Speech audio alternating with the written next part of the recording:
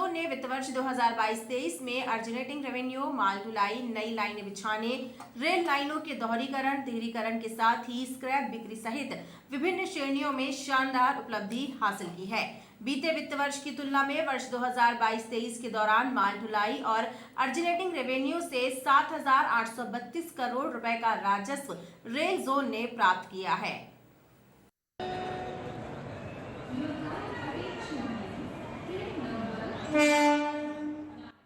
पश्चिम मध्य rail zone मुख्यालय ने वित्त वर्ष 2022-23 के दौरान माल ढुलाई, यात्री किराए सहित अर्जिनेटिंग रेवेन्यू से 7,832 करोड़ रुपए राजस्व प्राप्त कर नई उपलब्धि हासिल की है, जिसमें 5,393 करोड़ रुपए माल भाड़े और 2,080 करोड़ रुपए यात्री किराए के शामिल हैं।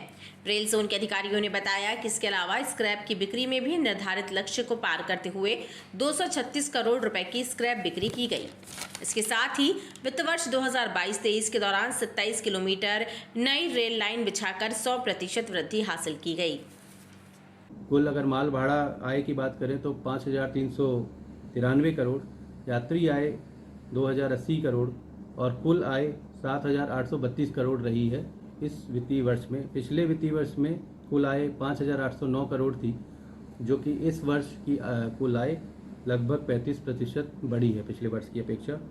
प्रोजेक्ट्स की अगर हम बात करें तो 243 किलोमीटर नई लाइन, दोहरीकरण, तिहरीकरण इत्यादि के कार्य हुए हैं, जो कि पिछले वर्ष 163 किलोमीटर के लगभग थे।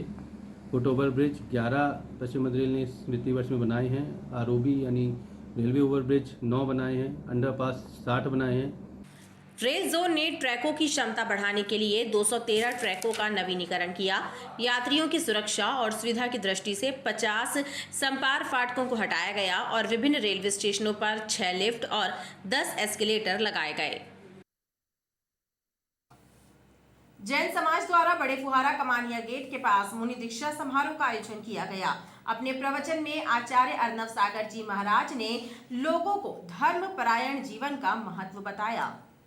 पूरे भारतवर्ष के सेवा क्षेत्र में काम करने वाले लोग तो धार्मिक श्री महावीर जयंती के शुभ अवसर पर कमानिया गेट के पास मुनि दीक्षा समारोह का आयोजन किया गया, जिसमें आचार्य अर्नव सागर जी महाराज ने गंज वसौदा के संजय जी को मुनि दीक्षा दी।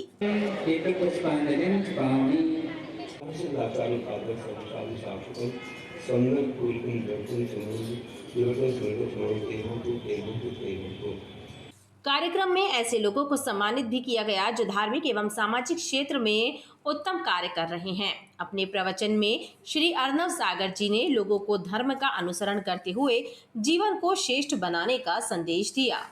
पूरा बिहार के संगठन कराया और चातुर्मास की भावना भाई अपने घर पर 4 बार आहार करवाए, मालूम है, और बहुत सारे शास्त्र वगैरह प्रकाशन करते हैं और हम जानते हैं। और ये तो आपका एक परिवार हो गया है पूरे भारत का, गुरुओं का।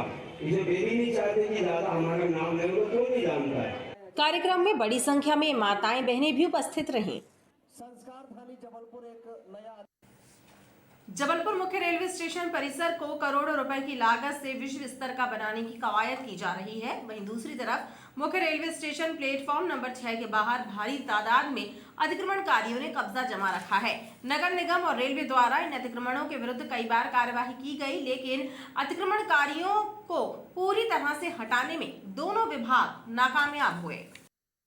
जबलपुर के मुख्य रेलवे स्टेशन का विकास कर स्टेशन को विश्व स्तर पर बनाने की योजना पर काम किया जा रहा है। वहीं दूसरी ओर माल गोदाम से स्टेशन प्लेटफॉर्म क्रमांक 6 को जाने वाले मुख्य मार्ग पर भारी तादाद में अतिक्रमणकारियों ने कब्जा जमा रखा है।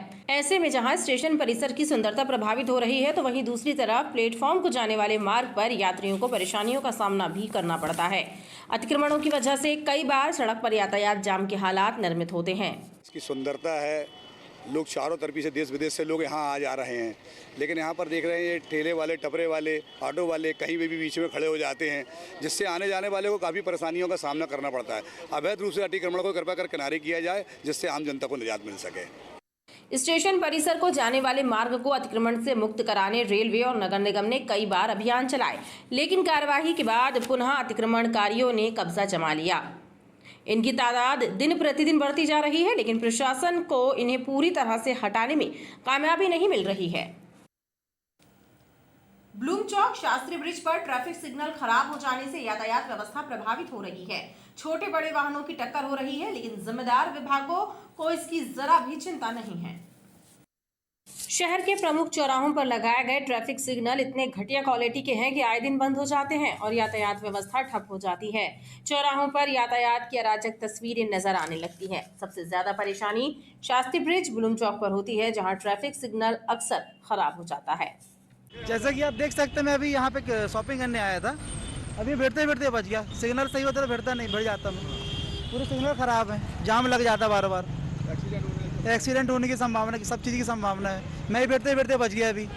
क्या कि सिग्नल सारे खराब हैं, बड़ी परेशानियों का सामना करना पड़ रहा है और एक्सीडेंट की संभावना भी हो सकती है। वो सब लोग भैया भेड़ बकरी तरीके चल रहे हैं, कोई वो नहीं है। जिसको जहाँ से जगह मिल रही है वो जा रहा है। तो आप लोगों को बहुत परेशानियों का सामना करना पड़ रहा है। बहरहाल स्मार्ट सिटी और ट्रैफिक पुलिस द्वारा कराया गया ट्रैफिक सिग्नल का कार्य भ्रष्टाचार की पोल खोल रहा है। निष्पक्ष जांच हो जाए तो कई दोषी अधिकारियों के चेहरे बेनकाब हो सकते हैं। हजरत निजामुद्दीन से जबलपुर आने वाली 12190 महाकौशल एक्सप्रेस की समय सारणी में रेलवे ने परिवर्तन कर दिया है। ये ट्रेन अब हजरत निजामुद्दीन स्टेशन से दोपहर 2:33 पर चलने की बजाय 12:53 पर चलेगी और जबलपुर स्टेशन पर अगले दिन सुबह 7:55 की बजाय 2 घंटा पहले 5:55 पर पहुंचेगी। पश्चिम मध्य रेल जोन के मुख्य जनसंपर्क अधिकारी राहुल श्रीवास्तव ने बताया कि समय सारणी में परिवर्तन होने के बाद महाकौशल एक्सप्रेस से जबलपुर आने वाले यात्रियों के समय में बचत होगी। अप्रैल माह से इस नई समय सारणी के अनुसार ट्रेन का संचालन शुरू कर दिया गया है। 2:33 पे दोपहर में रवाना होती थी, उसका समय परिवर्तित करके अब 12:53 कर दिया गया है और जबलपुर पहुंचने का समय जो कि पहले इसका 7:55 पे था, अब 5:55 पे ये ट्रेन पहुंचेगी, यानी 2 घंटा पहले पहुंच जाएगी। तो इससे यात्रियों को सुविधा होगी, थोड़ा पहले पहुंच जाएंगे और उन्हें ऑफिस या स्कूल कॉलेज अगर जाना है तो टाइम पे पहुंच सकते हैं। मेडिकल के सर्वेंट क्वार्टर में रहने वाले मेडिकल के कर्मचारी ने एम्बुलेंस चालक के ऊपर धारदार हथियार से हमला कर दिया। दरअसल मेडिकल कर्मचारी अपनी पत्नी से विवाद कर रहा था, तभी एम्बुलेंस चालक दोनों में सुलह कराने की कोशिश करने लगा। इस बीच मेडिकल कर्मचारी ने एम्बुलेंस चालक पर हमला कर दिया और भाग खड़ा हुआ। गढ़ा थाना क्षेत्र मेडिकल कॉलेज के सर्वेंट क्वार्टर्स में रहने मेडिकल के कर्मचारी सोनू बाल्मीक ने 108 एम्बुलेंस के चालक शारदा बाल्मीक पर धारदार हथियार से हमला कर दिया। दरअसल सोनू बाल्मीक अपनी पत्नी से विवाद कर रहा था। शोर सुनकर शारदा बाल्मीक ने दोनों के बीच सुलह कराने का फैसला किया, लेकिन सोनू ने शारदा बाल्मीक पर हमला कर दिया और मौके से फरार हो गया। इस घटना के बाद पीड़ित घायल हालत में गढ़ा थाना पहुंचा और रिपोर्ट दर्ज कराई। मैं अपने घर जा रहा था ड्यूटी से फ्री होके, वहाँ जाके सोनू बाल्मीक मिला मुझे। मैं उसके घर गया, वो अपनी वाइफ को मारने लगा। मैंने उसको मना किया रोकने से, तो उसने मेरे ऊपर सामान चला दिया। पुलिस ने घायल का इलाज कराते हुए मामले में प्रकरण दर्ज कर फरार आरोपी की तलाश शुरू कर दी है। हजरत निजामुद्दीन से चलकर जबलपुर आने वाली महाकौशल एक्सप्रेस के S1 कोच में एक अज्ञात व्यक्ति का शव मिलने से सनसनी फैल गई। ट्रेन के जबलपुर स्टेशन पर पहुंचने के बाद डिप्टी SS की सूचना पर GRP के अमले ने शव को ट्रेन से उतरवाकर पोस्टमार्टम के लिए भेजा। रेल पुलिस के मुताबिक अब तक मृतक की शिनाख्त नहीं हुई है। हजरत निजामुद्दीन से जबलपुर आने वाली महाकौशल एक्सप्रेस गाड़ी के S1 कोच में बाथरूम के पास 40 वर्षीय एक व्यक्ति मृत हालत में मिला। ट्रेन के जबलपुर पहुंचने के बाद डिप्टी SS की सूचना पर GRP का अमला और रेल चिकित्सक मौके पर पहुंचे। रेल चिकित्सक ने परीक्षण के बाद व्यक्ति को मृत घोषित कर दिया। इसके बाद रेल पुलिस ने मृतक के शव को पोस्टमार्टम के लिए भेजा। मृतक कौन है और किस स्टेशन से ट्रेन में सवार हुआ था, रेल पुलिस इस पड़ताल में जुटी हुई है। अब ये जो गाड़ी महाकौशल दिल्ली से जो है जबलपुर तक आती है, अब ये टिकट वगैरह उसके पास कुछ नहीं मिला, ना कोई सामान मिला। हाँ, अज्ञात है, डेड बॉडी अज्ञात है, नाम पता अज्ञात है, कोई दस्तावेज पहचान से संबंधित कुछ नहीं मिला है उसके पास।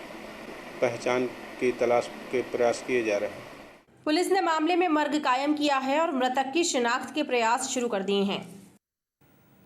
जबलपुर जिले में कोरोना संक्रमित एक मरीज फिर सामने आया है, जिसके बाद जिले में कोरोना के एक्टिव मरीजों की संख्या बढ़कर 10 हो गई है। सोमवार को जिला प्रशासन द्वारा जारी की गई कोरोना सैंपल्स की जांच रिपोर्ट में कोरोना पॉजिटिव नए मरीज के मिलने की पुष्टि की गई है।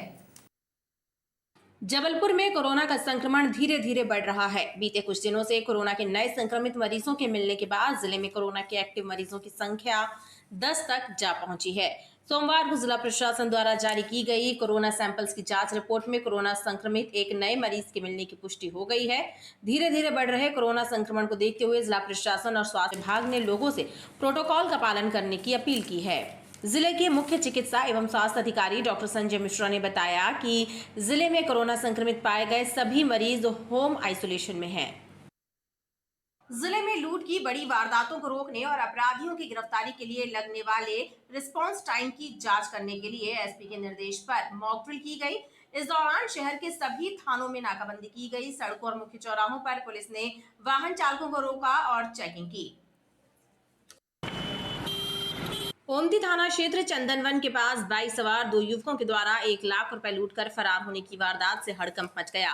पुलिस कंट्रोल रूम से सूचना मिलने के बाद पूरे शहर में नाकाबंदी कर दी गई और सड़कों पर पुलिस का अमला मुस्तैद हो गया। पुलिस द्वारा बाइक सवारों की घेराबंदी की गई और उन्हें पकड़ने के लिए जांच शुरू कर दी गई। इस दौरान थाना प्रभारी खुद पुलिस बल के साथ चेकिंग पॉइंट पर तैनात रहे।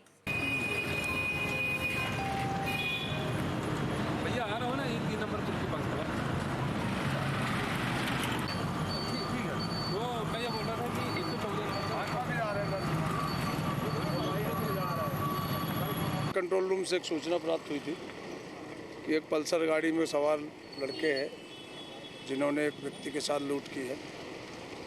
उस पर तुरंत एक्शन लेते हुए मेरे द्वारा यहाँ पर पुल नंबर 3 में चेकिंग लगाई गई है स्टाफ के साथ। अभी तक तो डिटेक्ट नहीं हुआ। 1 लाख रुपए की सूचना मिली थी कंट्रोल रूम से, एक बैग में रखे था।